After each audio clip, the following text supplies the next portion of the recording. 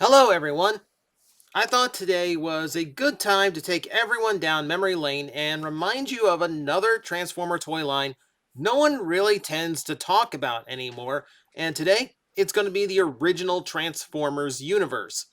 This was a line created after Transformers Armada exploded and kind of brought the Transformer popularity back in a big way. Suddenly, there was a big demand for retailers to get more and more Transformer product in, and there's only so many toys in the Armada line, so they decided to bulk it out. We got Universe, a line completely dedicated to repaints and producing even more Transformers than we had ever had to that point. Now, I can't call it the first repaint line. Technically, that goes to Machine Wars, even though a lot of figures in Machine Wars were released in the US for the first time during that toy line. So I would call Universe like really the first time a line was dedicated to just repaints. Now, that being said, there's a few original ones in there too, at least a few that were brand new to the US. So it's a mixed bag, and that's basically a good description of what Universe 1.0 was. Mixed bag. So let's just kind of go through it, shall we? So we start off with what is most popularly known for Transformers Universe, and that is the wild color schemes and really intense repaints. So Silverbolt here, famously one of my original Plastic Addict toys, has a deco based on his Beast Machine's look, but given this blast of energy across the Beast mode, which is supposed to look like radiating energon, like surging through these characters. Like that was kind of like the meta story behind Universe, is a lot of these characters were just energon overcharged, hence the wild colors. It's a pretty loose gimmick as it stands, and it's one that really faded away kind of quickly. Only the first few years of Beast Machines toy, or I say Beast Machines. Really only the first few years of Universe toys had something like this. It would return in little spots, but for the most part, it would give way to more normal color schemes eventually. You see other examples like the Razor Claw repaint of Tiger Hawk. Tiger Hawk being a toy that didn't even know was going to be released, and now here it is as as an ultra class figure in Universe.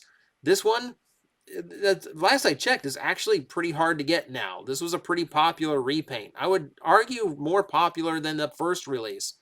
I mean, it's purple, black, and silver. What are you gonna do? Actually, it was figures like this between Silverbolt and Razor Claw was the entire reason why Tidal Wave's colors were changed from the anime accurate purple and gray to adding in the green tones because they had too much purple on the toy shelves at the time. Why Universe took priority over, oh, I don't know, a character from the current cartoon, I will never know. But for the whatever reason, in Hasbro's silliness, uh, yeah, it's basically Razor Claw's fault. We got an inaccurate tidal wave.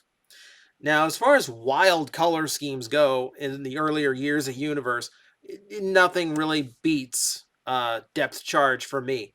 The fact that they could get this level of airbrushing and multiple colors of airbrushing on a retail level figure and make it this nice and consistent is an incredibly impressive job to me. This, to me, is one of the best repaints they ever did, simply because it looks so unique. Like it's obviously mechanical, but there's something about the color tones blending into each other that gives it something of an organic feel. And it was a really striking color scheme back in the day.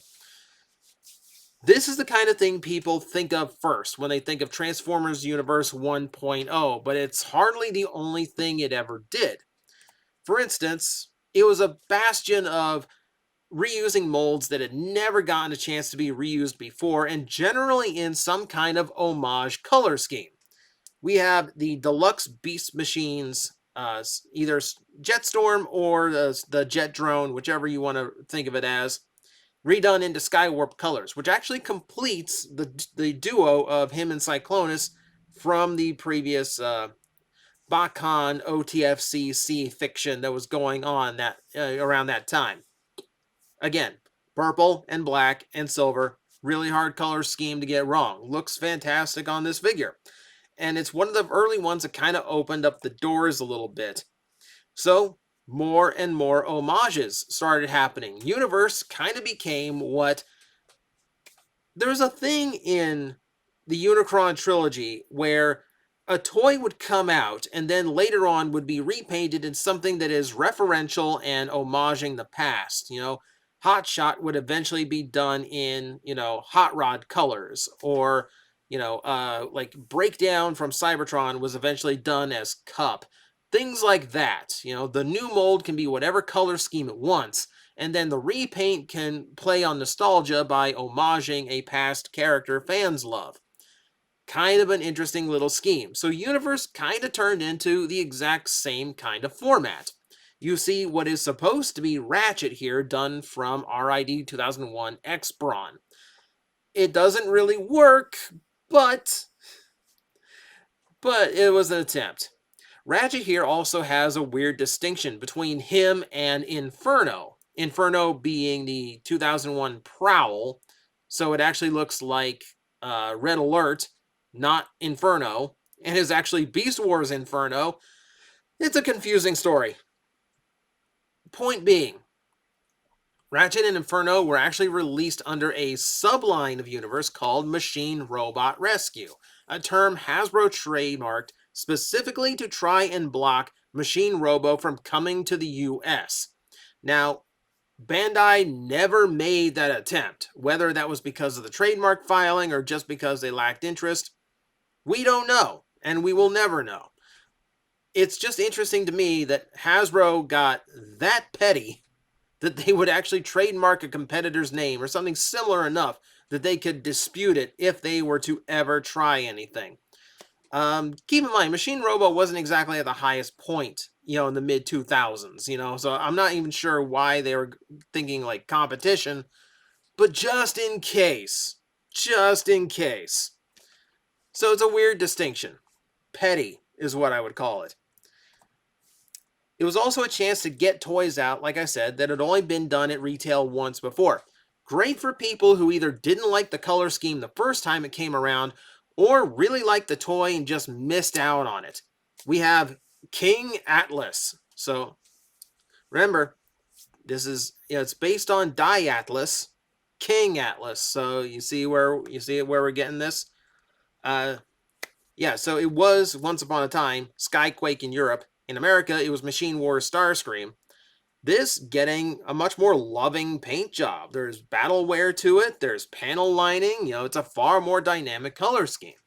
But the root of it is a Generation 1 design, which made Universe kind of weird in that you could buy a figure that used to be from Beast Machine, so the articulation is pretty high, or you could buy a G1 or G2 figure that only had your old school 2 or 4 points of articulation. It made this, like I said, mixed bag. And I can't imagine the kids who bought one Universe figure thinking it was great and then buying something like King Atlas and being upset because it's something of a brick. So it's hit and miss, Weird things like that. Because this toy line really didn't have any rules, it didn't have any limits, it didn't have any guidelines. It kind of just did whatever it wanted. And eventually that kind of fell to its detriment. Now, before we get into that though, we're going to go into just a few more hits here. It's a line that actually got to do a lot of toys in the US for the first time. Most notably, KB got an exclusive line of Micromasters with all the combination parts needed to form these tiny little combiners. They got a whole 4 waves of them out, Pretty impressive. At the time, Japan was releasing them kind of candy toy style. So it was a way of getting them into the US while the molds were still in use. The most famous example of Universe using a mold that the Americas never got before? Nemesis Prime. First time we had ever gotten the big convoy mold, and it makes an incredibly intimidating and imposing Nemesis Prime. I think this is still like one of the most popular incarnations of Nemesis, just because it looks so powerful and so brutal. It's a great mold in that color scheme, especially when you're going back to the 2000s where Nemesis Prime was kind of set apart from Scourge, with the beige instead of the gray, which gives him a more animalistic and natural tone, which worked great for the parts here because he has a little bit of like a bone aspect to his horns and tusks. Worked out pretty good, I think. Kind of miss that. I kind of want like Nemesis Prime to come back properly with these tones rather than just Black Convoy again. Universe 2 also had a strange obsession. It's not like they had a lack of figures to pick from, but for whatever reason, it had this strange obsession with multi-packs. I mean, in the first wave, you had Tankor and Obsidian 2-packed at the Ultra Class price point to put out on the shelves. Now, Ultra Class, there weren't too many toys they could do for Universe, so that I can understand. But even Deluxes, even the Deluxe class ended up having multi-packs. You'd have 2 Cyberjets packed together. You would have Fireflight here, which is a Beast Machines like basic class Viacon. A $5 figure packed in with 2 mini-cons that it can't combine with. And to point out, only one, it's not even like these are a coherent team because one of them can't fly. So you have 2 mini-cons he cannot interact with at all, which mini-cons with weapon modes, by the way, that they can't use. So it's a lot of that. It's a lot of nonsensical multi-pack stuff that more often than not was kind of a hard sell trying to get all of them together. But every now and then, they did come into a few that worked. Target got an exclusive 2-pack for Constructicons. Okay, beautiful. Redo Landfill in Constructicon colors. Okay, for fans, for old school fans and collectors, that's a shoe-in. That's an easy layup. You're not going to go wrong with that. And it's a nice looking set, to have those guys in consistent colors makes for a more unique experience. Makes for a different experience than their original toys and their variations. Yeah, but yeah, that set came out in like the final waves of proper universe releases. The Constructicons you just saw were supposed to be mass retail releases, but the line got canceled really suddenly.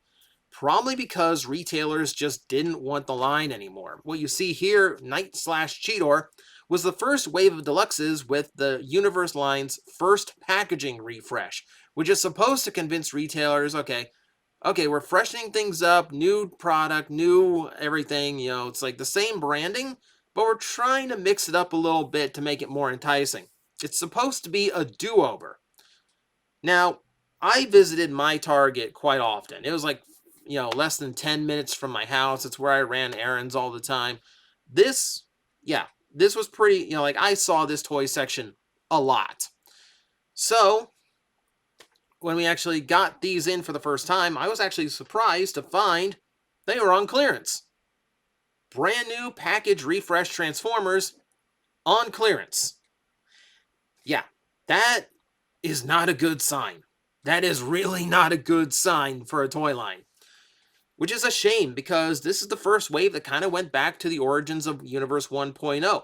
The repaints were kind of wild. The color schemes were cool. They were actually impressive. And they actually did clever things. This Beast Machines Cheetor is the first time the Night/Slash mold had been done in normal Cheetor colors, but the spots were done in circuit board patterns, which made it look very techno, very Beast Machines, for lack of a better term. It suited the aesthetic. And it's a really cool repaint.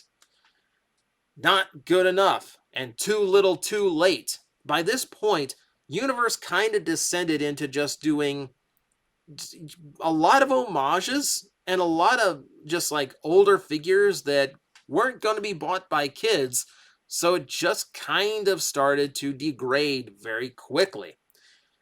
One of the reasons for it is because of the just absolute glut of exclusives, and a lot of them that really didn't make a whole lot of effort to do much. It was just toys that were supposed to sell because they were exclusive, and that's about it.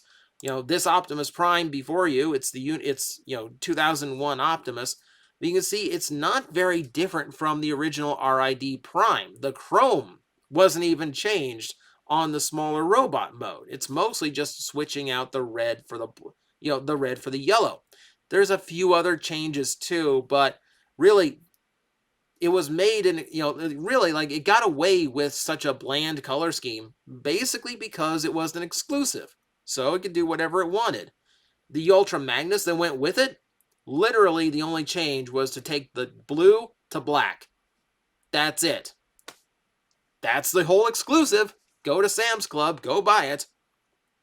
Oh, and that's far, far from the only example. Here we have a battle in a box set, Smokescreen and Ransack. So, yeah.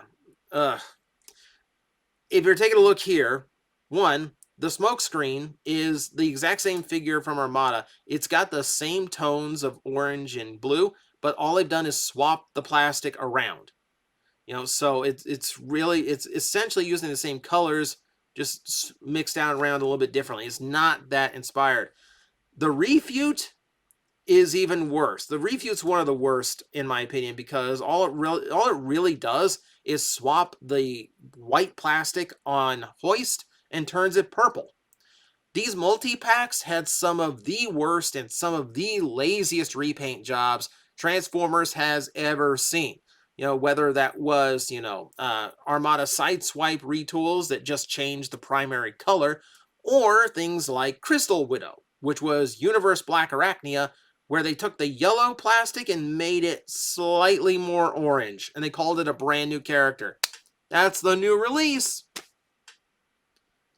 And retailers just kept getting more and more of these. The exclusive side of things made this line stretch on long enough to get one more packaging refresh, essentially because they didn't want to have to cut a completely different card just for Universe. So they started packaging they did Cybertron, basically because it was cheaper, just to get the last vestiges of these exclusives out. And that doesn't even come close to the glut of exclusives that Walmart got. They took in the Gray Ruination. They took in the Tiger Stripe Ruination. They took in Sunstorm. They took in, what was the other one? Oh, the all yellow landfill set. Which, okay, if you want consistent colors, great. But also, man, that's kind of dull. And that's kind of what a lot of those big multi-packs were. They were just kind of dull, and they just kept making them. They made so many it cost us a reuse of the G1 cons, which would have been at least a little bit different from just more and more iterations of Ruination. It's one of the things that really soured Walmart on even stocking the normal Universe line, because they had so many exclusives that it was just becoming an irritation. Whatever reason, whether it was Hasbro meeting a demand that suddenly stopped, or just them getting carried away, it's hard to really say why they produce so much, because really, it just seems like they went completely overboard for no particular reason.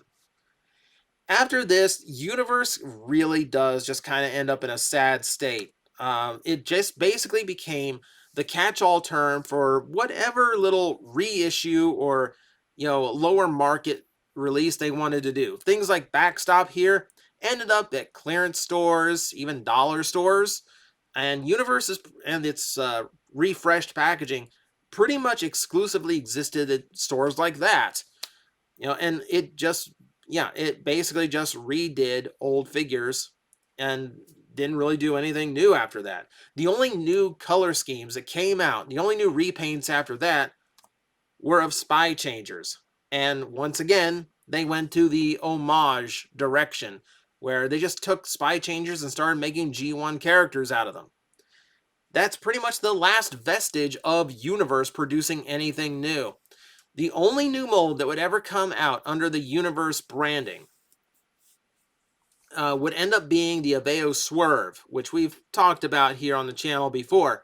And it was the only Universe mold that was completely new. And again, it was really just for trademark purposes, just so it fell under some kind of toy line. It wasn't even, it was just, it just kept it in. It just kept it as part of their marketing scheme, basically.